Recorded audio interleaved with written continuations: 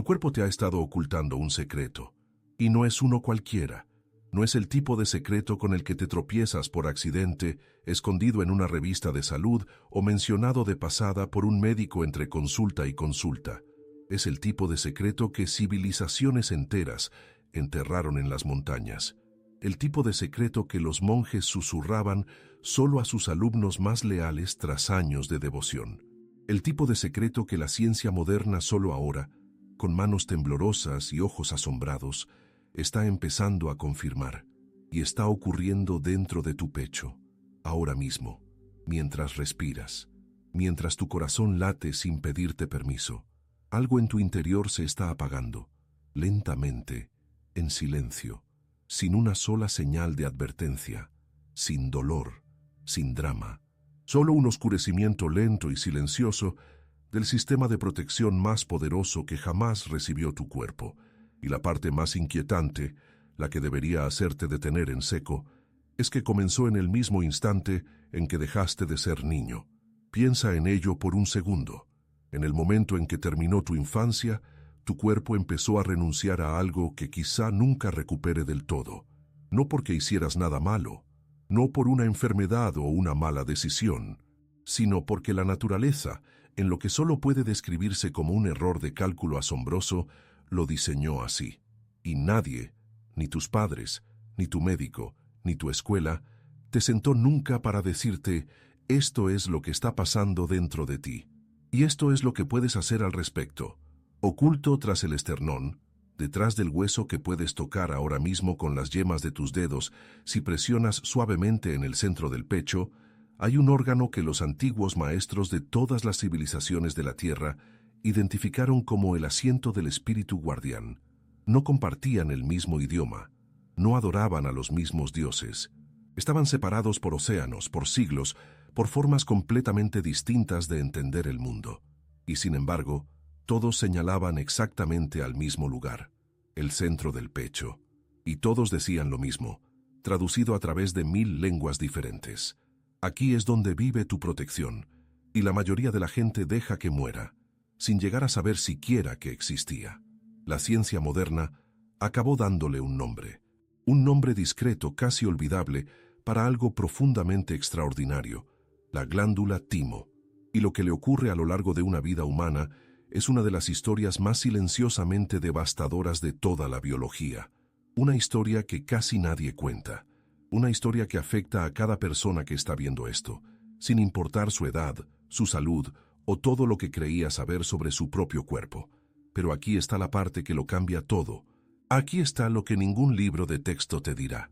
Lo que ninguna compañía farmacéutica financiará un estudio para demostrar. Lo que los antiguos maestros ya sabían y practicaban mucho antes de que se construyera el primer hospital. Tienes el poder de despertarlo de nuevo, con nada más que tus manos, tu respiración, tu intención, 3 minutos, cada mañana. De eso trata todo esto. Si algo en estas palabras ya está resonando en ti, si sientes que algo se agita en tu pecho, solo con escuchar esto, quiero invitarte a hacer algo sencillo. Dale a me gusta a este vídeo y deja un comentario ahora mismo diciéndome desde qué parte del mundo nos estás viendo y qué hora es en este preciso momento, porque lo que está a punto de suceder en los próximos minutos es algo que quiero que experimentes plenamente, estés donde estés en la Tierra. Y por favor, quédate hasta el final.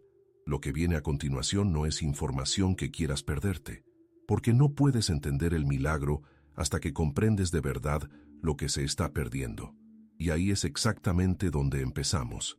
Nadie te advirtió sobre el día en que tu cuerpo empezó a perder la guerra, ni tus padres, ni tu médico, ni un solo profesor en todos los años que pasaste en la escuela aprendiendo cosas que, en su mayoría, nunca usarías. Nadie te apartó y te dijo, escucha, hay algo dentro de ti ahora mismo que está desapareciendo. Y una vez que se haya ido, todo se volverá más difícil. Tenías unos 12 años. Quizá estabas jugando fuera, quizá riendo con amigos, completamente ajeno a que en lo más profundo de tu pecho ya había comenzado una cuenta atrás lenta y silenciosa. Tu glándula timo, el órgano que construyó tu ejército inmunitario desde cero, acababa de empezar a encogerse. No porque estuvieras enfermo, no por nada que comieras o dejaras de comer, no por el estrés, la contaminación o la mala suerte, simplemente porque eso es lo que hace. Es lo que siempre ha hecho en cada ser humano que ha existido. Justo al comienzo de la adolescencia, el timo empieza a disolverse desde dentro hacia afuera, sustituyendo su propio tejido vivo por grasa común, año tras año, en silencio, metódicamente, como una biblioteca que deja de comprar libros nuevos y poco a poco llena sus estantes de polvo. Ahora viene la parte que debería inquietarte de verdad. Cuando naciste, tu timo era extraordinario. Tenía el tamaño de tu puño, enorme en relación con tu pequeño cuerpo, y trabajaba a una velocidad e intensidad que nada en la biología adulta puede igualar. Cada día producía millones de linfocitos T. Estas no son células corrientes. Son los soldados de élite de tu sistema inmunitario, los entrenados para reconocer amenazas que nunca se han visto antes, los capaces de dar caza a una célula cancerosa escondida entre miles de millones de células sanas, los que deciden en cada momento qué pertenece a tu cuerpo y qué debe ser destruido. Tu timo los construyó a todos. Era una fábrica, una academia, un centro de mando funcionando las 24 horas del día con una única misión: mantenerte con vida. Y entonces, lentamente, empezó a cerrarse. Para cuando la mayoría de las personas llegan a los 40, su timo ha perdido la mayor parte de su tejido funcional. Las líneas de producción funcionan a una fracción de su capacidad original. El ejército sigue ahí, viejos soldados, veteranos de batallas pasadas, pero cada vez se entrenan menos reclutas nuevos, y las nuevas amenazas siguen llegando. Siempre lo hacen. A los 70 años, en muchas personas, el timo es apenas reconocible. Los médicos que analizan escáneres a veces tienen dificultades para encontrarlo. Lo que una vez fue el órgano inmunitario más poderoso del cuerpo se ha convertido para la mayoría en poco más que una bolsa de grasa silenciosa y olvidada detrás del esternón. Los científicos le dieron a este proceso un nombre. Lo llaman involución tímica. Es uno de los fenómenos biológicos mejor documentados de toda la medicina humana. Y, sin embargo, casi nadie fuera de los laboratorios de investigación habla de ello. Casi nadie advierte al público general. Casi nadie se sienta con un paciente y le dice: tu sistema inmunitario está perdiendo su órgano más importante, y esto es lo que eso significa para el resto de tu vida. ¿Por qué te importa esto a ti personalmente? Porque cada vez que te pones enfermo y te preguntas por qué la recuperación tarda más que antes, esta es parte de la respuesta. Cada vez que una persona mayor a la que quieres contrae una infección sencilla y acaba hospitalizada, esta es parte de la razón. Cada vez que alguien dice mi sistema inmunitario es débil, sin entender por qué, está describiendo las secuelas lentas de un proceso que comenzó en la infancia y que nunca fue interrumpido. El sistema inmunitario sin un timo funcional es como un ejército que ha perdido su academia de formación. Los soldados que ya existen recuerdan lo que aprendieron. Pueden luchar contra viejos enemigos. Pero los nuevos, los virus que mutan, las células que se transforman, los patógenos que nunca se han visto antes, requieren soldados nuevos. Soldados que ya nadie está entrenando. Y aquí es donde la mayoría de la gente se detiene. Lo aceptan como el coste de hacerse mayor. Se encogen de hombros y dicen: ¿qué se le va a hacer? El tiempo pasa. El cuerpo decae. Pero hay una pregunta que ha estado latente en la investigación científica durante décadas. Una pregunta que la mayoría de la medicina convencional aún no ha tenido el valor o el incentivo financiero de responder de forma clara y contundente. ¿Y si el timo no tiene por qué seguir encogiéndose? ¿Y si el declive, en lugar de ser inevitable, es al menos en parte una respuesta a algo? Algo ambiental, algo conductual, algo que estamos, o no estamos, haciendo cada día. ¿Y si el órgano no está muerto? ¿Y si simplemente está esperando? Esta pregunta no es nueva, es antigua, y las personas que la formularon primero no fueron científicos en laboratorios. Fueron hombres y mujeres que vivieron hace miles de años, en montañas y bosques, sin microscopios, análisis de sangre o tecnología de imagen. Y sin embargo, de algún modo, A través de la observación, de la práctica, de una especie de inteligencia corporal que la vida moderna casi ha borrado, llegaron a una respuesta que no implica medicación, ni cirugía, ni equipos costosos, solo el centro de tu pecho y el conocimiento de cómo hablar a lo que vive allí. Lo que descubrieron cambiará por completo tu forma de pensar sobre tu propio cuerpo, y comienza en un lugar mucho más antiguo que cualquier laboratorio. Miles de años antes de que la primera facultad de medicina abriera sus puertas, algo extraordinario estaba ocurriendo en las montañas. No en una sola cordillera, no en un solo país, no entre un solo pueblo, cultura o sistema de creencias. Estaba ocurriendo de forma simultánea, independiente, en lugares tan alejados que las personas que vivían allí no podían saber que las otras existían. Y sin embargo, todos hacían lo mismo.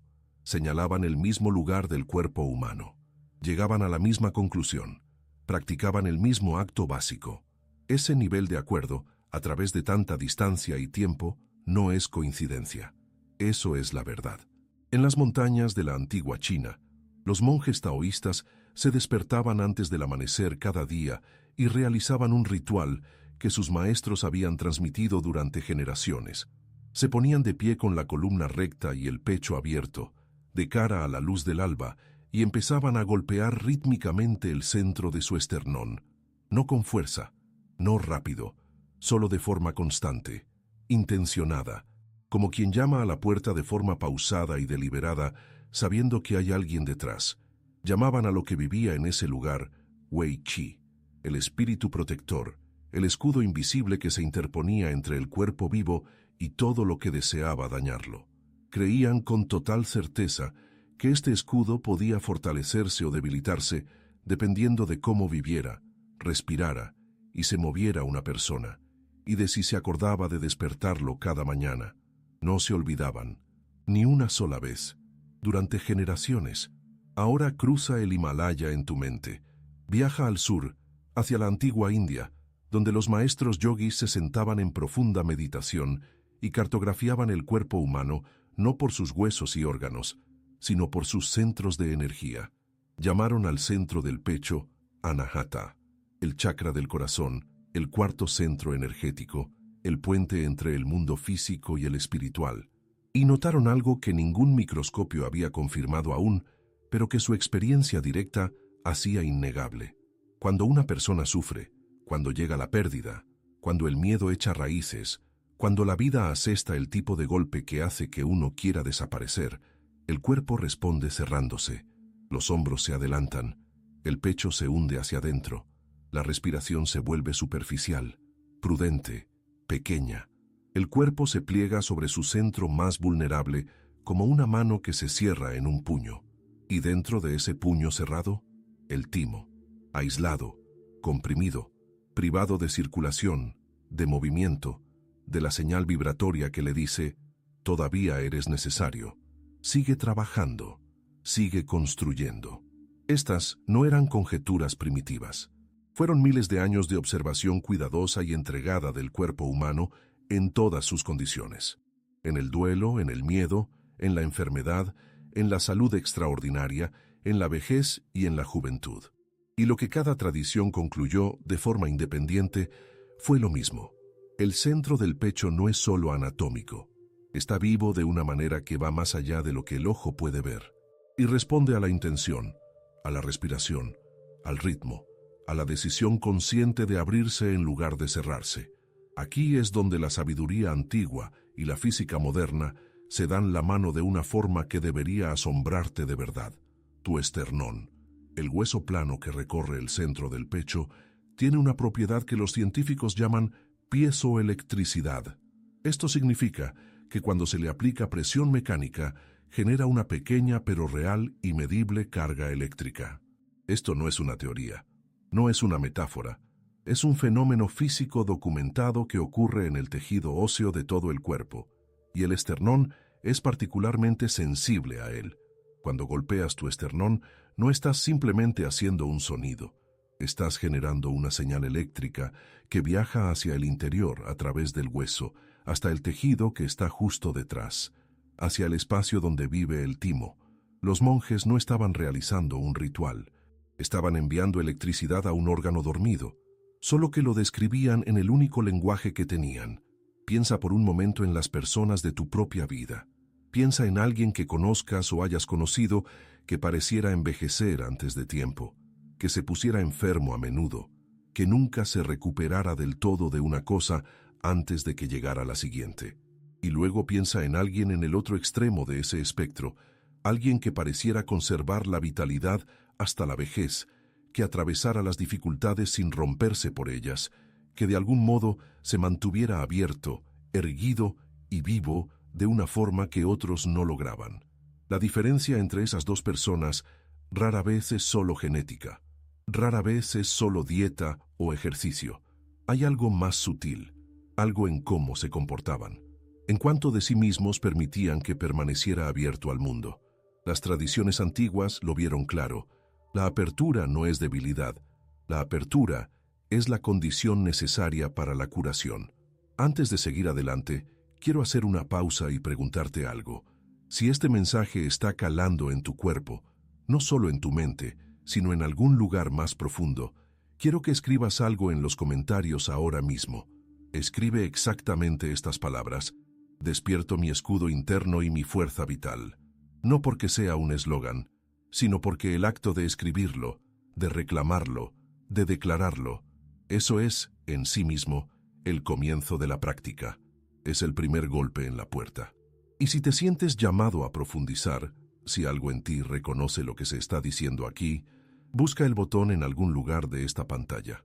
Solo quienes lo sientan harán clic, se suscribirán a este canal e invitarán a este conocimiento a sus vidas. Solo quienes estén preparados. Y si alguien a quien quieres necesita escuchar esto, un padre, una madre, un amigo, alguien que carga con demasiado y se protege cerrándose, comparte este vídeo con esa persona hoy mismo. Puede que le estés dando algo más valioso de lo que crees, porque lo que viene a continuación revela al enemigo oculto que ya está dentro de ti ahora mismo, trabajando silenciosamente contra todo lo que los antiguos maestros intentaron proteger. Tu cuerpo está ejecutando ahora mismo un programa que nunca aceptaste instalar. Se ejecuta en segundo plano, invisible, consumiendo recursos que no puedes permitirte perder. No pide permiso, no se anuncia. Simplemente funciona día tras día, desmantelando lentamente las defensas de las que hablamos en las dos partes anteriores. Y el nombre de este programa es algo que has oído 1000 veces, en 1000 contextos diferentes, tantas veces que la palabra ha perdido su peso. Estrés, pero no el estrés como la mayoría de la gente lo entiende. No el que sientes antes de una entrevista de trabajo o una conversación importante. De lo que hablamos es de algo mucho más insidioso. Es el zumbido bajo y constante de tensión que los seres humanos modernos cargan de forma tan persistente que han dejado de notar que está ahí. La mandíbula apretada en el tráfico, la respiración superficial ante el escritorio, los hombros que nunca terminan de caer, la mente que sigue ensayando problemas a las 2 de la mañana cuando el cuerpo está desesperado por descansar. Ese es el programa, y está matando tu sistema inmunitario de una manera que es tanto medible como profunda. Este es el mecanismo. Cuando tu cerebro percibe una amenaza, cualquier amenaza, real o imaginada, física o emocional, presente o meramente anticipada, desencadena la liberación de una hormona llamada cortisol. En ráfagas cortas, el cortisol salva vidas de verdad. Inunda tus músculos de energía, agudiza tus sentidos y prepara todo tu sistema para responder al peligro.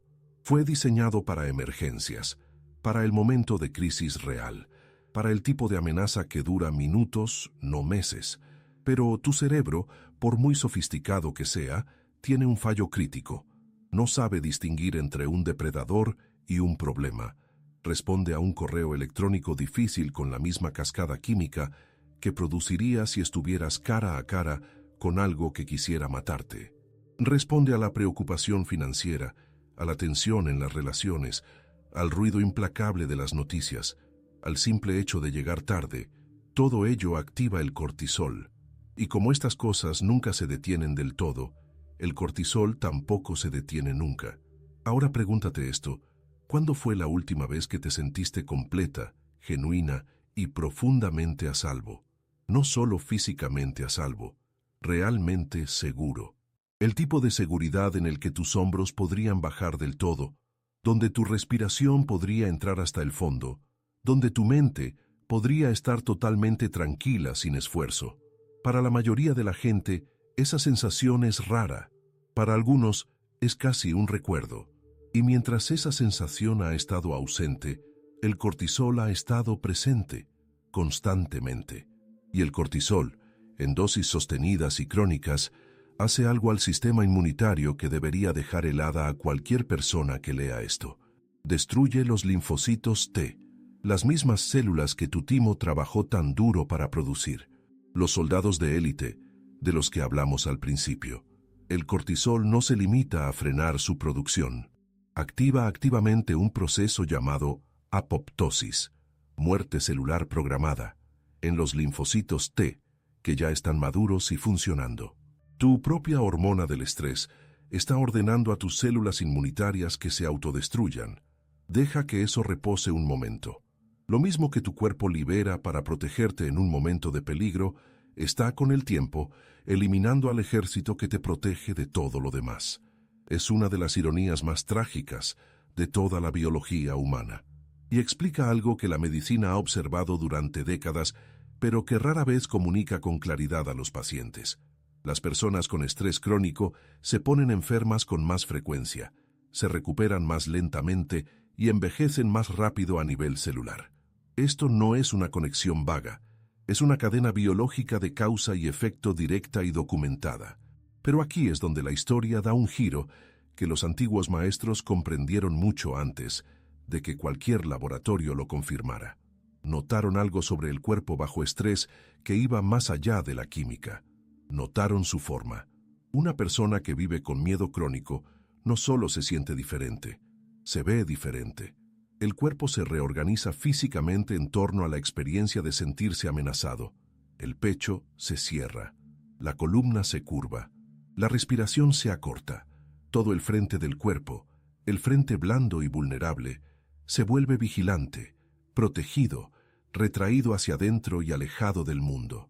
Es la postura de alguien que espera ser herido, y en el centro de ese espacio vigilante, contraído y defendido, se encuentra el timo, privado de flujo sanguíneo, aislado del movimiento, cortado de la estimulación mecánica que las prácticas antiguas fueron diseñadas específicamente para proporcionar. Piensa en alguien que conozcas que haya pasado por un sufrimiento prolongado. No solo una semana dura o un mes difícil, sino años de dolor, pérdida o miedo acumulados. Ahora piensa en cómo se comporta. La postura cuenta una historia que las palabras a menudo no pueden. El cuerpo guarda un registro de todo lo que nunca se liberó del todo, lo cual nos lleva a la que quizás sea la pregunta más importante de toda esta conversación. Si el estrés puede comprimir y destruir, si el miedo crónico puede sellar físicamente el único órgano responsable de construir tu ejército inmunitario, ¿qué ocurre cuando inviertes deliberadamente ese proceso? ¿Qué ocurre cuando abres conscientemente lo que la vida ha estado forzando a cerrar? ¿Qué ocurre cuando envías una señal directa al cuerpo a través de la vibración, de la respiración, de la postura y la intención que diga: la amenaza ha terminado? ¿Es seguro reconstruir ahora? Lo que ocurre es exactamente aquello en lo que los antiguos maestros basaron toda su práctica. Y comienza con un movimiento, un acto preciso e intencionado que la mayoría de la gente realizará de forma totalmente incorrecta la primera vez que lo intente. La diferencia entre hacerlo mal y hacerlo bien no es complicada, pero lo cambia todo. Hay un momento en la vida de toda gran práctica en el que el conocimiento deja de ser algo que comprendes y se convierte en algo que haces. Este es ese momento. Pero antes de que tus manos se acerquen a tu pecho, hay algo que debes saber, algo que separa a las personas que intentan esto una vez y no sienten nada de las personas que lo intentan una vez y sienten que todo cambia. No se trata de fuerza, no se trata de disciplina, ni siquiera se trata de fe. Se trata de un único principio que los antiguos maestros situaban por encima de todos los demás al enseñar esta práctica a sus alumnos. No puedes llegar a lo que está bloqueado tras un muro. En 2021, unos investigadores que estudiaban los hábitos posturales en 12 países descubrieron algo que no debería sorprender a nadie y que, sin embargo, lo hace. Más del 70% de los adultos pasan la mayor parte de sus horas de vigilia en una posición que comprime la parte frontal del pecho, hombros hacia adelante, barbilla hacia abajo, esternón inclinado hacia adentro. La postura de alguien que mira una pantalla o carga un peso o protege algo blando y vital de un mundo que ha demostrado que puede herirle. El 70%. Más de 2/3 de todas las personas que caminan por esta tierra, ahora mismo, están sellando físicamente la misma zona de la que hemos estado hablando durante toda esta conversación. Eso no es una coincidencia, es una crisis disfrazada de un martes normal. Piensa en lo que eso significa para el timo, ya encogido por la edad, ya bajo el asalto químico del cortisol crónico, y ahora comprimido físicamente por la postura acumulada de la vida moderna. 3 fuerzas, todas empujando en la misma dirección, todas trabajando juntas, sin coordinación, sin intención, para silenciar al único órgano que fue construido para defenderte. Ahora piensa en un estudio realizado en la Universidad de Harvard, que descubrió que el simple hecho de cambiar la postura corporal durante 2 minutos, abriendo el pecho, enderezando la columna, expandiendo el espacio físico que ocupa una persona, alteraba de forma medible los niveles hormonales en la sangre. El cortisol bajó. La testosterona, una hormona asociada con la resiliencia y la confianza, subió. 2 minutos. Sin medicación, sin equipo. Solo la decisión deliberada de ocupar el cuerpo de forma diferente. El cuerpo escucha su propia forma. Esto es lo que los antiguos maestros sabían intuitivamente y lo que la ciencia moderna solo ahora está alcanzando a confirmar. La posición de tu columna no es solo un hecho físico, es un mensaje que tu sistema nervioso lee y al que responde cada segundo de cada día. Mantente hundido y el cerebro recibirá una señal: peligro, escasez, defiéndelo todo. Mantente abierto y la señal cambiará por completo. Seguridad, capacidad, reconstrucción. Así que el primer paso de esta práctica no es un golpe, es una declaración. Ponte de pie o siéntate con la columna totalmente alargada, no rígida, no militar, solo alta, como crece un árbol, no porque lo intente, sino porque esa es su naturaleza. Deja que tus hombros viajen hacia atrás y hacia abajo, como si 2 manos suaves guiaran tus omóplatos, el uno hacia el otro, y luego los soltaran para que descansen. Siente cómo tu pecho se eleva sin esfuerzo. Siente cómo el esternón se levanta ligeramente, creando espacio debajo de él. Siente que el centro de tu pecho se vuelve, quizá por primera vez en mucho tiempo, genuinamente accesible. Los maestros taoístas llamaban a esta posición la postura del corazón desprotegido, y la consideraban en sí misma un acto de profundo valor, porque abrir el pecho, abrirlo de verdad, no como una actuación, sino como una renuncia a la armadura, significa aceptar que estás lo suficientemente a salvo como para ser visto, lo suficientemente a salvo como para ser blando, lo suficientemente a salvo como para dejar de proteger y empezar a recibir. Ahora localiza el lugar. Coloca las yemas de los dedos suavemente en la base de la garganta, en el pequeño hueco donde el cuello se une a la parte superior del pecho.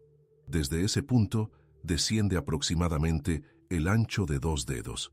Ahora estás sobre la parte superior del esternón, la sección que los anatomistas llaman manubrio.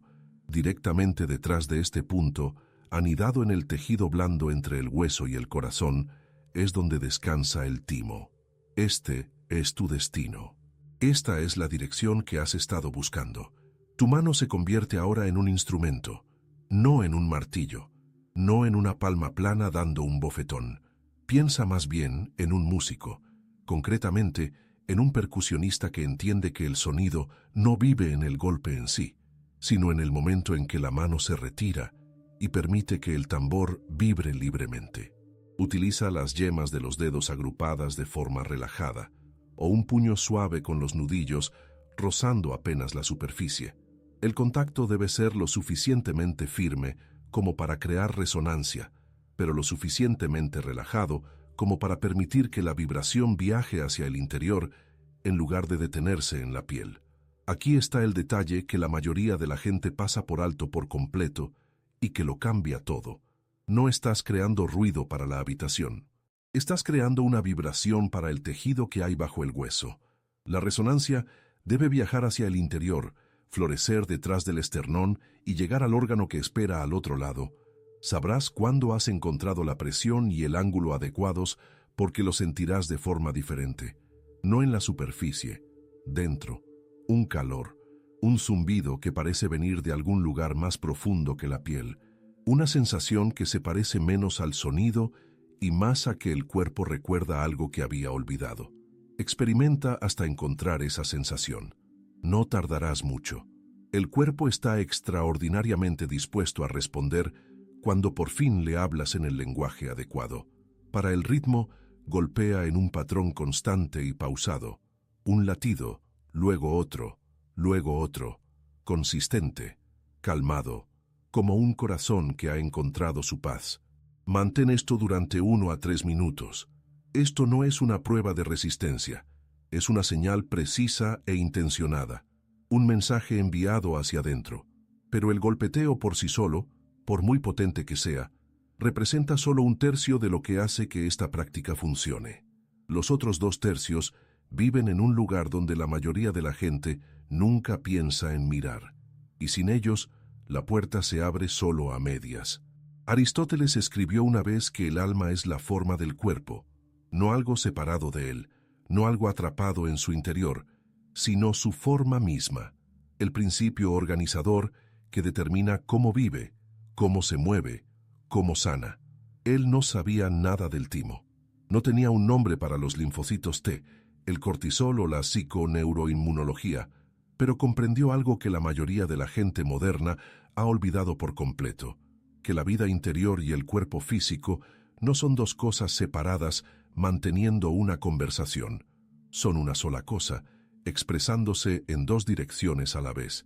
En esto se basa el último elemento de la práctica: respiración, intención, silencio, no como añadidos al golpeteo, no como mejoras opcionales para la gente a la que le gustan esas cosas, sino como la práctica misma, como la diferencia entre llamar a una puerta y cruzarla realmente. El filósofo Lao Tse escribió: «Para la mente que está quieta, el universo entero se rinde». Describía algo que toda gran tradición ha señalado en su propio lenguaje: el estado en el que el cuerpo deja de defenderse y empieza a recibir. El estado en el que la curación no es algo que persigues, sino algo que permites. Este es el estado que la respiración está diseñada para crear. Aquí tienes exactamente cómo hacerlo. Mientras tu mano encuentra su ritmo en el centro del pecho, tu respiración entra en la práctica como una compañera consciente. Inhala lentamente por la nariz. No una respiración forzada, no una actuación, una inspiración de aire real, pausada y deliberada, dirigida por tu imaginación hacia el punto exacto donde tu mano está golpeando. Siente cómo tu pecho se expande alrededor de ese punto. Siente cómo el espacio detrás de tu esternón se abre ligeramente con cada inhalación, como si al órgano que hay debajo se le estuviera dando espacio para despertar. Esto no es una metáfora. Expandir el pecho aumenta físicamente el flujo sanguíneo a los tejidos de su interior. Estás haciendo algo real. Luego exhala por la boca, lentamente, con la confianza tranquila de alguien que ha decidido dejar algo en el suelo para no volver a recogerlo jamás. Con cada exhalación, libera algo específico, no de forma vaga, específica. La tensión que llevas en el pecho por una conversación que salió mal. El duelo que se instaló allí tras una pérdida que nunca procesaste del todo. Los años de respiración superficial, de palabras contenidas, del peso acumulado de todo lo que absorbiste y nunca liberaste. Nómbralo en silencio si puedes. Luego deja que se vaya con el aliento. Haz esto durante toda la duración del golpeteo, de 1 a 3 minutos. Respiración y ritmo juntos. Inhala hacia el centro. Exhala lo que ya no te pertenece. Ahora, El tercer elemento, la intención. El filósofo estoico Marco Aurelio escribió en sus diarios personales: lo que impide la acción favorece la acción.